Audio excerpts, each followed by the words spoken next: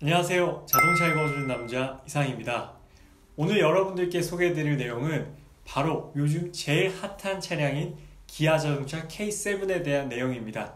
기아자동차 K7은 6월 12일 날 사전 계약을 시작했습니다. 사전 계약을 시작하면서 차량에 대한 자세한 스펙이 공개가 되었는데요. 그 중에서 가장 흥미로운 부분이 딱 두 가지가 있었습니다. 그리고 그 두 가지를 여러분께서 혹은 구매하실 분들께서 반드시 알고 계셔야 그 옵션을 정하는 데 있어서 굉장히 도움이 되실 만한 내용이기 때문에 그 부분들을 여러분들께 말씀드리고자 합니다. 어떤 부분이냐면 바로 이번 신형 K7 프리미어에는 두 가지의 기술적 특징이 있습니다. 첫 번째는 MDPS가 있고 RMDPS 이렇게 두 가지로 나뉘게 되는 MDPS라는 기능이 있고요. 그리고 두 번째는 스마트 스트림 G2.5 GDI 이번 새롭게 적용되는 신형 엔진에 대한 이야기입니다. 이 두 가지를 알고 계셔야 이번 신형 K7 프리미어를 사전 계약하시거나 혹은 앞으로 구입을 고려하실 때 잘 보고 기억을 하시면 굉장히 K7을 결정하는 데 있어서 많은 도움이 되실 겁니다. 일단 6월 12일에 공개된 사전 계약 옵션표를 보게 되면 2.5 GDI와 3.0 GDI 그 뒤에도 있긴 한데 하이브리드는 잘라냈습니다. 그래서 2.5 GDI를 살펴보면 여러가지 프레스티지, 노블레스 트림이 있고 그 안에 굉장히 많은 옵션들이 있는데 거기서 오늘 설명드릴 내용 제가 빨간 줄로 쳐놨어요.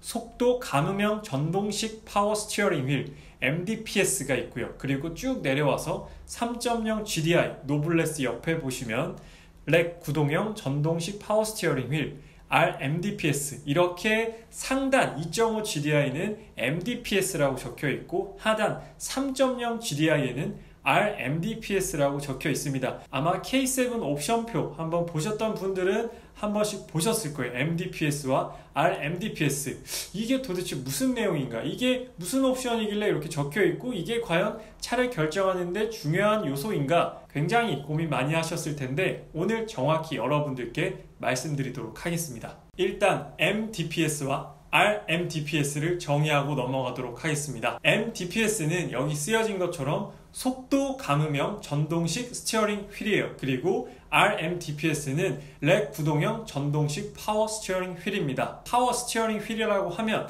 이제 핸들이죠. 핸들을 공식 명칭으로 파워 스티어링 휠이라고 합니다. 핸들은 조향장치이기도 하고 또 조향장치는 회전 운동을 직선 운동으로 바꿔주는 자동차에 있어서 가장 중요한 요소입니다. 이 핸들, 조향장치는 두 가지로 나뉘게 돼요.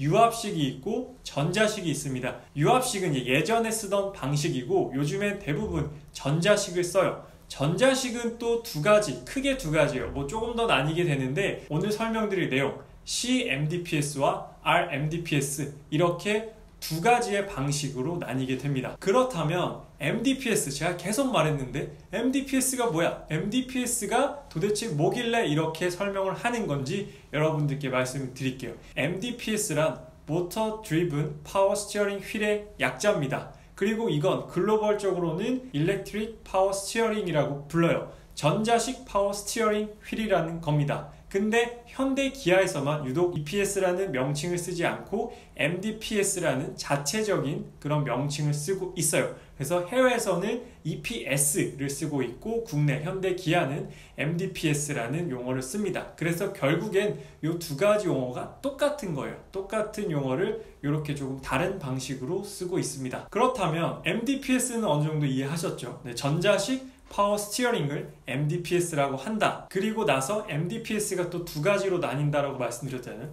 CMDPS와 RMDPS. CMDPS는 칼럼 MDPS의 약자입니다. 그리고 RMDPS는 렉 MDPS의 약자예요. 이건 또 무슨 소리야? 이해가 안 가실 수 있습니다. 그래서 제가 이해를 돕기 위해서 사진을 준비했어요. 자, 왼쪽에 있는 그림이 CMDPS고 오른쪽에 있는 그림이 RMDPS입니다.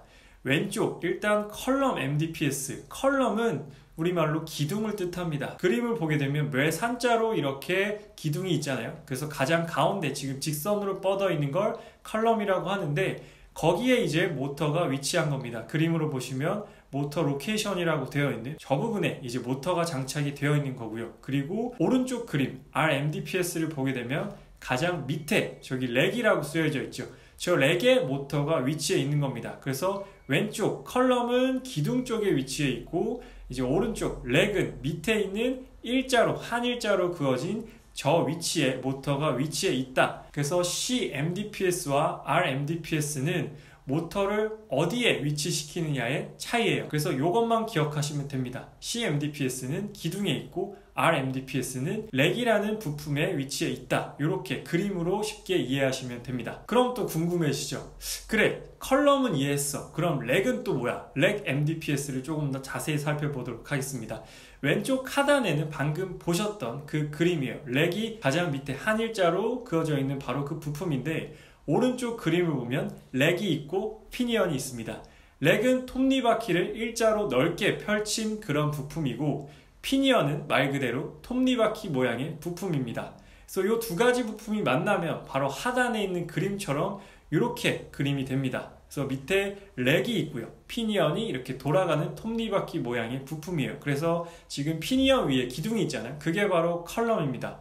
그 컬럼 제일 끝에 이제 핸들이 위치하게 되는 거고 핸들을 돌리면 피니언이 돌면서 이제 렉을 따라 돌겠죠. 렉을 따라 돌면서 이제 양쪽 바퀴를 조향을 하는 거예요. 그래서 조향을 담당하는 부품이다 라고 보시면 됩니다. 그래서 요 제일 한일자 밑에 있는 부품이 렉이기 때문에 렉 MDPS, 렉에 위치해 있다라고 해서 RMDPS라고 부르는 겁니다. MDPS와 RMDPS, 여기서 MDPS는 CMDPS를 칭하는 명칭입니다. CMDPS는 따로 C를 쓰지 않는 경우도 있어요. 그냥 MDPS라고 도통 부르는 경우가 있습니다. 그렇다면 MDPS와 RMDPS는 어떤 장단점들이 있길래 이렇게 구분을 하고 또 2.5에는 그냥 MDPS를 넣고 3.0 GDI는 RMDPS를 넣어주는지 어떤 차이가 있는지 여러분들께 장단점 위주로 설명드리도록 하겠습니다. 일단 CMDPS의 장점은 구조가 굉장히 간단해요. 구조가 간단하면 역시나 제작하는 단가가 저렴하겠죠. 그럼 구조가 간단함으로 인해서 또 한 가지 이점은 엔진룸, 공간 효율이 굉장히 좋다라는 겁니다. 그래서 경차나 소형차 이런 작은 차에 적용이 되는 거고 열에 노출되지 않아서 수명이 굉장히 깁니다. 이게 컬럼에 위치해 있다 보니까 엔진이랑 거리가 좀 멀잖아요. 그래서 굉장히 좀 수명이 길다라는 장점이 있고요. 그 대신 단점으로는 시간 차이, 아무래도 이제 바퀴에서 멀어지다 보니까 시간 차이로 인한 직결감, 조금 그런 핸들을 조향하는 조향 감각이 조금 떨어져요. 그리고 핸들로 전해지는 소음과 진동이 있습니다. 아무래도 핸들이랑 위치가 가깝기 때문에 그런 소음과 진동이 조금 더 크게 느껴지고, 그리고 사고가 발생하게 되면 전면 충돌이 일어날 경우 그 컬럼에 있는 모터가 이제 운전석까지 개입될 가능성이 있습니다. 그리고 높은 토크를 감당하기 어려운 단점이 있어요. 그렇다면 RMDPS의 장점은 어떤 것이냐? 바로 CMDPS의 단점이 장점으로 바뀌겠죠. MDPS 대비해서 직결감이 향상돼요. 아무래도 바퀴랑 조금 더 거리가 가깝다 보니까 핸들 조향 감각이 향상이 되고, 그리고 반응성이 빨라집니다. 그리고 운전석 개입이 없어요. CMDPS처럼 정면 충돌이 일어났을 경우에도 위치가 좀 다르기 때문에 개입이 없고, 모터의 진동과 소음이 CMDPS보다는 조금 적습니다. 그에 비해서 단점은 엔진룸의 공간을 차지하게 됩니다. 아무래도 위치가 밑에 쪽으로 내려가고, 그리고 엔진룸에 있다 보니까 엔진열에 노출되어 있어요. 그래서 조금 더 여러 가지 부품이 많이 들어가다 보니까 제작 단가가 높습니다. 그래서 이 장단점을 어느 정도 보시니까 조금 이해가 되시죠? 왜 3.0 GDI에는 RMDPS를 넣어주고 2.5 GDI에는 CMDPS, 즉 MDPS를 넣어주는지 장단점을 보시니까 어느 정도 이해가 되실 겁니다. 결론은 가격이에요. 금액, 즉 제작 단가에 대한 문제겠죠. 그래서 MDPS와 RMDPS에 대해서 알아봤는데요. 몇 년 전에 MDPS 결함에 대한 이슈가 굉장히 심했습니다. 국내뿐만 아니라 해외에서도 굉장히 심했어요. 제가 정말 많은 자료가 있었지만 대표적인 몇 가지 사례를 지금 2개를 발췌해왔는데, 기사를 보시면 전동식 파워 스티어링 무상교체 실시, 이런 결함으로 인해서 무상교체를 실시하고, 이런 결함으로 인해 핸들이 다소 무거워짐을 느낄 수 있다. 이 결함은 MDPS의 문제죠. 그리고 해외 북미에서 판매하는 소울에서도 제작 결함이 드러났죠. 피니언이란 부품, 제가 아까 설명드렸죠. 렉 앤 피니언에서 피니언이 스티어링 어셈블리로부터 이탈할 수 있기 때문에 그 이탈하게 되면 어떤 문제가 있냐, 조향이 안 되는 굉장히 끔찍한 경우가 있고 소음도 발생한다고 합니다. 아까 제가 MDPS 단점에서 소음을 말씀드렸죠. 그래서 이런 부분이 이제 MDPS의 결함으로 몇 년 전에 굉장히 이슈를 끌었었는데 요즘에는 뭐 많이 개선을 하고 그래서 MDPS도 뭐 완벽하게 결함이 없다라고 말씀드릴 수는 없지만 그래도 예전보다는 많이 개선이 되었어요. 제가 MDPS와 RMDPS에 대한 장단점 그리고 개념에 대해서 여러분들께 설명을 드렸습니다. 사실 뭐 운전자가 느끼기에 정말로 미세하고 세세하게 느끼지 않는다면 큰 차이를 못 느낄 수 있어요. MDPS나 RMDPS. 하지만 아무래도 RMDPS가 MDPS보다는 조금 더 상위 그리고 조금 더 비싼 부품이기 때문에 그래서 3.0 GDI에 들어가고 조금 더 그런 부분까지 신경 쓰시는 분들은 차량을 구입하실 때 2.5와 3.0이 그냥 단순히 옵션과 그런 편의사항의 차이가 아니라 이런 기술력의 차이도 있구나 라고 알고 계시면 조금 더 차량을 고민하는 데 있어서 도움이 되실 거예요. 그리고 이번엔 두 번째 신형 엔진에 대한 이야기를 해볼까 합니다. 이번 K7 프리미어에는 스마트 스트림 G2.5 GDI 엔진이 적용이 되었습니다. 이전에는 2.4 GDI였어요. 근데 이번에 2.5 GDI로 바뀌었는데 그냥 배기량만 높아진 게 아닙니다. 굉장히 획기적이고 엄청난 기술력이 들어간 신형 엔진이에요. 어떤 엔진이냐면 GDI 엔진과 MPI 엔진이 듀얼로 분사되는 시스템을 갖춘 신형 엔진입니다. 이건 또 무슨 소리야? GDI는 또 뭐고 MPI는 또 뭔가? 라고 하시는 분들 많으실 텐데 GDI는 제가 쉽게 설명드릴게요. GDI 엔진은 직접 분사 방식입니다. 어떤 단어의 약자냐면 가솔린 다이렉트 인젝션의 약자입니다. 그냥 딱 봐도 가솔린을 직접적으로 분사하는구나를 알 수가 있고 MPI 엔진은 이와 반대되는 간접 분사 방식입니다. 간접 분사 방식은 다중 포트 분사라고도 불려요. 그래서 이제 MPI는 멀티 포인트 인젝션, 다중 포트로 분사한다 라는 뜻입니다. 그래서 어느 정도 이렇게 MPI, GDI 뜻만 풀어도 직접 분사구나, 간접 분사구나 알 수 있는 부분인데 아직도 좀 이해가 안 되시는 분들을 위해서 제가 마찬가지로 그림으로 자료를 준비해봤습니다. 그림을 보시면 왼쪽이 GDI 엔진, 오른쪽이 MPI 엔진이에요. 그래서 GDI 엔진은 말 그대로 직접 분사 엔진입니다. 그래서 지금 그림을 보시면 제가 빨간색 테두리로 쳐놨어요. 뭐 흡기 포트, 배기 포트, 그 피스톤이 있는데 보실 필요는 없고 인젝터만 보시면 됩니다. 인젝터를 보게 되면 지금 그 실린더 내부, 즉 피스톤이 있는 연소실로 직접 분사를 합니다. 그래서 인젝터가 직접 분사되기 때문에 말 그대로 가솔린 다이렉트 인젝션 시스템이에요. 그래서 연료가 연소실로 직접 분사가 됩니다. 그리고 오른쪽 MPI 엔진을 보게 되면 아까랑 좀 다른 점이 있어요. 똑같이 인젝터가 있는데 인젝터 위치를 한번 비교해 보세요. 왼쪽은 인젝터가 직접 분사되게끔 되어 있고 오른쪽 MPI 엔진의 인젝터는 지금 흡기 포트 바로 위쪽에 있습니다. 그래서 흡기 포트는 어떤 것이냐면 이제 엔진이 동력을 생산해내기 위해서는 연료가 필요하잖아요. 이제 기름을 넣죠 우리가. 그게 바로 연료입니다. 연료가 필요한데 그 연료와 함께 이제 공기도 같이 들어와요. 뭐 자연흡기 엔진이다 이런 거 들어보셨을 겁니다. 그래서 산소를 빨아들이기 때문에 이제 흡기 포트가 필요해요. 그래서 산소가 들어오는데 그 안에 인젝터가 이제 연료를 분사를 합니다. 그래서 아까 GDI와는 다르게 이제 산소와 연료가 같이 들어와요. 그거를 바로 혼합기라고 합니다. 산소와 연료가 합쳐졌다라고 해서 혼합기라고 하고, 그래서 MPI 엔진은 흡기 포트에서 혼합기가 이제 실린더 내부로 들어와요. 그래서 거기서 이제 또 동력을 생산해냅니다. 그래서 GDI 엔진과 MPI 엔진의 차이는 바로 인젝터를 직접 분사하느냐 간접 분사하느냐, 이렇게 그림으로 보면 조금 더 확실하게 이해가 되실 겁니다. 그렇다면 또 GDI가 있고 MPI가 있는데 이 두 가지는 어떤 또 장단점이 있길래 이렇게 제가 열심히 설명을 하느냐, 그래서 여러분들께 또 마찬가지로 장단점에 대해서 한번 말씀드리도록 할게요. 표를 보시면 GDI 엔진의 장점은 그림에서 보셨다시피 실린더 내부에 직접 연료를 분사하기 때문에 연료 효율이 높아집니다. 낭비되는 게 없잖아요. 그리고 낮은 배기량에서도 높은 출력이 가능하죠. 아무래도 직접 분사하기 때문에. 대신 단점으로는 압축비가 높기 때문에 진동과 소음이 발생할 수가 있습니다.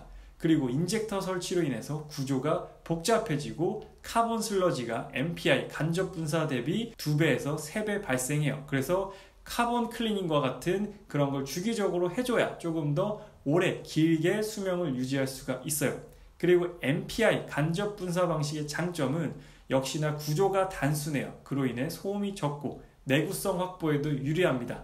그리고 GDI는 옥탄가가 좀 높은 걸 사용을 해야 되는데 MPI 같은 경우에는 연료 품질에 크게 관계가 없습니다. 옥탄가가 높던 낮던 상관이 없어요. 그래서 그랜저 같은 경우에 이제 국내에서는 GDI를 쓰지만 인도 시장에서는 MPI 엔진을 쓴다고 하더라고요. 인도 시장 같은 경우에는 아무래도 옥탄가가 높은 그런 연료를 구하기가 힘들기 때문에 같은 동일 차종이지만 국가에 따라서 엔진을 바꿔서 쓰기도 합니다. 그리고 MPI 간접 분사의 단점으로는 상대적으로 GDI 대비해서 출력이 아쉬워요. 아무래도 직접 분사보다 간접 분사 그리고 혼합기가 들어오기 때문에 출력에서 조금 손실이 있겠죠. 그리고 순간 가속력이 조금 부족하다라는 게 단점이 아무래도 출력 부분이 많이 약하다라는 게 간접 분사 엔진의 단점이 되겠습니다. 지금까지 GDI 엔진과 MPI 엔진에 대해서 간략하게 개념 정리를 해드렸어요. 그렇다면 이제부터가 제가 진짜 하고 싶은 말입니다. 이번 신형 K7 프리미어에는 두 가지가 섞인 듀얼 분사 시스템 엔진이 적용이 되었어요. 이 두 가지가 섞였다고? 마치 하이브리드처럼 이제 좋은 것만 둘이 섞은 겁니다. 그렇다면 어떤 특징들이 있느냐? 일단 작동 방식을 보게 되면 일반 시내 운전, 중저속 구간에서는 MPI 엔진을 사용을 하고요. 그리고 고속도로, 고속 구간에서는 GDI 엔진을 사용합니다. 아까 제가 장단점 말씀드렸잖아요. MPI는 출력이 좀 약한데 조용하고 GDI는 출력이 강하나 조금 소음이 있다. 그래서 그로 인한 기대 효과는 이제 저속에서는 MPI 엔진 사용으로 인한 연비 개선과 정숙성 향상이 있고 고속 구간에서 GDI 엔진 사용으로 인한 출력 향상의 효과가 있습니다. 거의 지금 이 이론상으로만 보면 완벽한 엔진이다라고 할 수가 있어요. 저속에서는 MPI를 쓰고 고속에서는 GDI를 쓴다. 정말 듣기만 하면 정말 이 엔진을 왜 지금 적용했나 싶을 정도로 정말 혁신적인 그런 엔진이다라고 할 수가 있겠습니다. 자, 다음 표를 보시면 제가 어떤 걸 준비했냐면 신형 엔진 G2.5 GDI 듀얼 분사 시스템과 그리고 이전에 사용하던 2.4 GDI 엔진은 어떤 차이가 있는지 표로 한번 비교를 해봤습니다. 그래서 연료 분사 방식은 신형 엔진은 GDI 플러스 MPI 그리고 2.4 구형은 그냥 GDI 직분사만 사용을 했습니다. 배기량은 역시나 2.5 조금 더 커졌어요. 마력은 8마력 정도 소폭 상승했고 토크는 0.7토크 정도 소폭 상승했습니다. 사실 출력적으로 보면 와 정말로 많이 높아졌구나 라고 할 정도의 수치는 아니에요. 하지만 출력으로 또 모든 걸 설명할 수는 없잖아요. 그런 연비 효율이나 여러 가지 기대 효과가 아까처럼 정숙성 같은 부분도 있었고요. 기대 효과가 많기 때문에 굉장히 좀 주목을 받아야 되는 그런 엔진이라고 생각이 들어요. 다시 옵션표로 한번 넘어가 보도록 하겠습니다.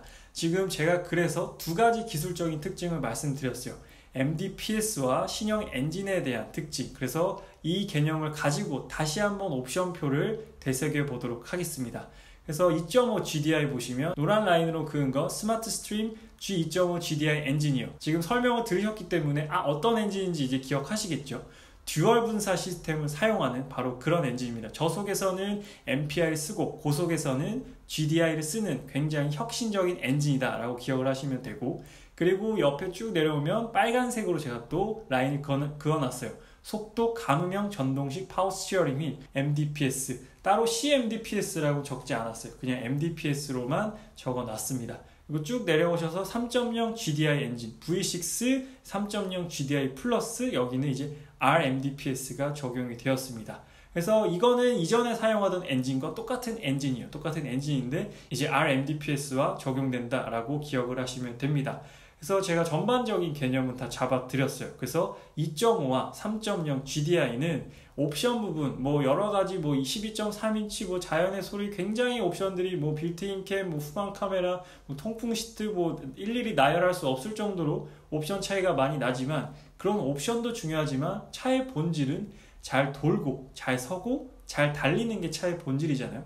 이 본질을 잘 파악을 하셔서 이 개념을 잡으시고 차량을 선택하셔야 더 후회 없이 오래 타실 수 있을 것 같아요. 그래서 오늘은 신형 K7 프리미어의 기술적 특징 두 가지를 말씀드렸습니다.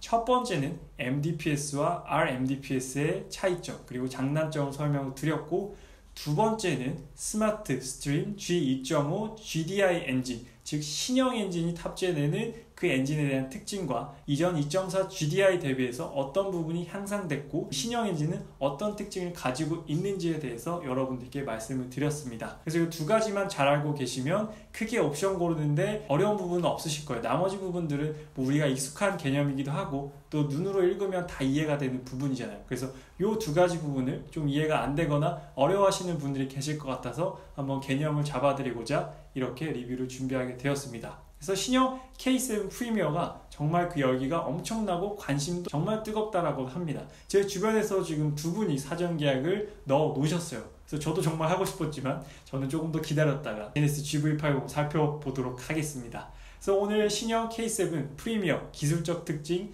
두 가지에 대한 리뷰는 여기서 마치도록 하겠습니다. 저는 자동차 읽어주는 남자 이상이었습니다. 감사합니다.